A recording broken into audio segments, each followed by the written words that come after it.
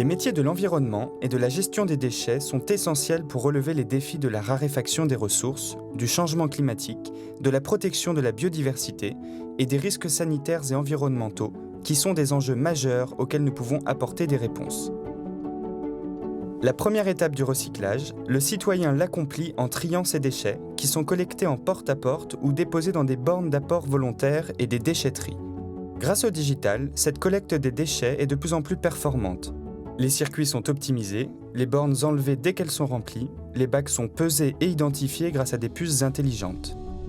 En France, les déchets des ménages représentent 1/3 des déchets produits par an, tandis que ceux des entreprises en représentent 2/3.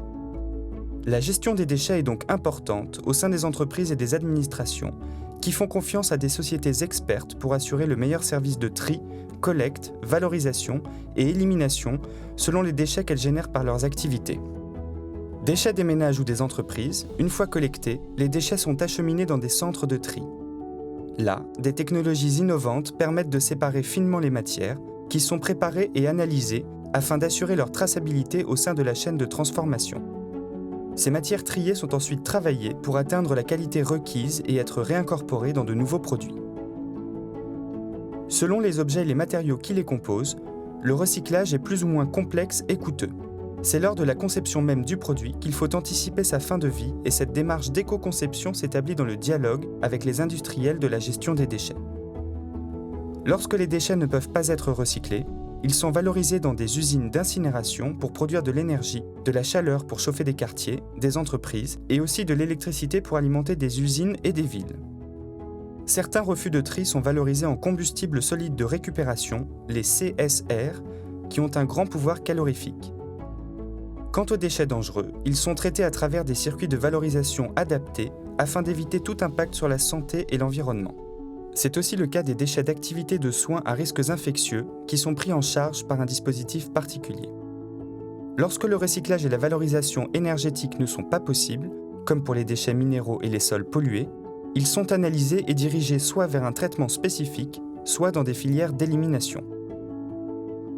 L'économie circulaire est une opportunité de rassembler, dans un projet commun et ambitieux, les citoyens, les entreprises, les pouvoirs publics et les collectivités territoriales, afin que s'inscrive durablement dans notre société un modèle plus vertueux pour l'environnement et le climat. La gestion des déchets est au cœur de la boucle circulaire. Elle permet de réduire l'impact environnemental des activités humaines en faisant du déchet une nouvelle ressource de matière ou d'énergie.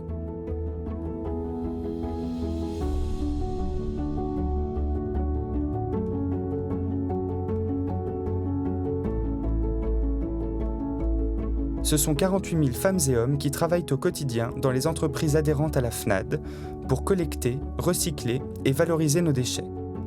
Sur de grands sites industriels, ils produisent des matières et de l'énergie grâce à l'innovation qui est au cœur des métiers du déchet, dans une recherche permanente de solutions performantes. Les entreprises de la FNAD interviennent sur l'ensemble de la chaîne de gestion des déchets, de la collecte au recyclage et à la valorisation, et proposent des solutions pour tous les types de déchets, sauf radioactifs, en garantissant un haut degré de protection de la santé de son personnel et de l'environnement. FNAD, la Fédération nationale de la dépollution et de l'environnement.